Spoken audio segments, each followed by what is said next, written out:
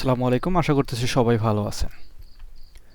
আমরা যারা ওয়ার্ডপ্রেস ওয়েবসাইটে কাজ করি, স্পিড অপটিমাইজেশন করার সময় একটা জিনিস লক্ষ্য করি যে ইমেজগুলো আমাদেরকে নেক্সট জেনারেশন ফরম্যাটে ফরম্যাটিং করতে হয়। নেক্সট জেনারেশন কি? অর্থাৎ WEBP ফরম্যাট, যেটা আমরা গুগলের মাধ্যমে যদি গুগল পেজ স্পিড ইনসাইটের মাধ্যমে স্পিড টেস্ট করি সেক্ষেত্রে ভালো মতো দেখতে পারি। তো এটার জন্য আমরা বিভিন্ন প্লাগইন ইউজ করি।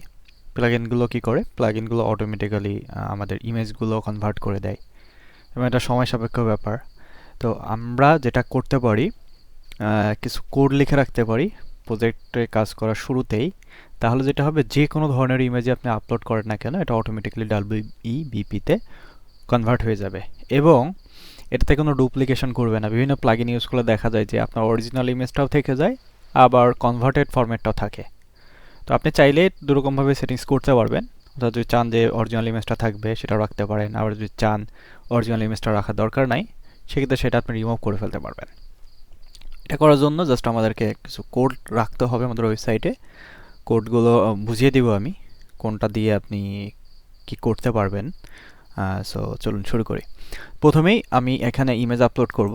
লাইব্রেরিতে যদি যাই, আমি মিডিয়া লাইব্রেরিতে গিয়ে একটা ইমেজ আপলোড করব।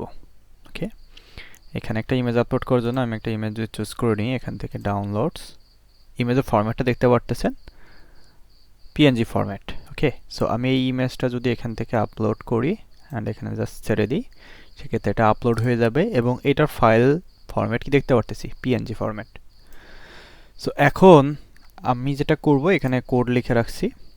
এই কোড জাস্ট আমাদের থিমের চাইল্ড থিমে দিয়ে দিতে পারি, অথবা কোড স্নিপেটস প্লাগইনের মাধ্যমেও দিতে পারি, হোয়াট এভার, এটা আপনারা জানেন আশা করি। সো এই কোডগুলো জাস্ট কপি করবেন, এখান থেকে কপি করবেন। করার পরে আপনি কোড স্নিপেটস প্লাগইন দিয়েও ইউজ করতে পারবেন, অথবা সরাসরি আপনি থিম ফাইল এডিট করতে পারবেন যদি চাইল্ড থিম ইউজ করেন। চাইল্ড থিম না ইউজ করলে থিম ফাইলের মধ্যে দেওয়ার দরকার নাই। এখান থেকে অ্যাপিয়ারেন্স থেকে আমরা চলে আসবো ফাংশনস, দেন একদম নিচে আমি এটা সেভ করে দিব। আমি যদি এখানে নিচে আসি, এখানে দিব, দেওয়ার পরে আপডেট ফাইলে ক্লিক করব। এখানে ক্লিক করলে আমাদের কাজ শেষ। সো এখন আমি যদি একটু রিফ্রেশ করে নিই, এখান থেকে রিফ্রেশ করে নিব। রিফ্রেশ করার পরে এখানে যে ইমেজটা আগে ছিল, আমি এই ইমেজটার সাইজ ছোট, এজন্য এই ইমেজটা ইউজ করতেছি। যে কোনো ধরনের সাইজ হইলেই হবে। সো এই ইমেজটা আমি জাস্ট ডিলিট করে দিচ্ছি। ডিলিট করে দিলাম এখান থেকে। এরপর আমি জাস্ট সেম ইমেজটা যদি আপলোড করি, এখান থেকে যদি আপলোড করি, আগের বার কি হয়েছিল, পিএনজি ফরম্যাটে ছিল, বাট এইবার দেখবেন এটা যদি ওপেন করি, এটা কোন ফরম্যাটে আছে, WEBP ফরম্যাট।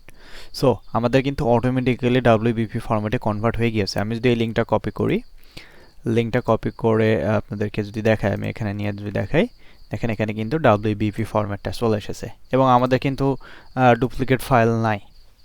সো এভাবে আপনারা চাইলেই কাজটা করে নিতে পারবেন। আই হোপ এটা অনেক বেশি হেল্পফুল ছিল আপনাদের জন্য। যদি কারো কোনো সমস্যা থেকে থাকে বা কোনো কিছু জানার থাকে, সেক্ষেত্রে কমেন্ট বক্সে কমেন্ট করতে পারেন, চেষ্টা করবো তো দেওয়ার জন্য। Thank you so much.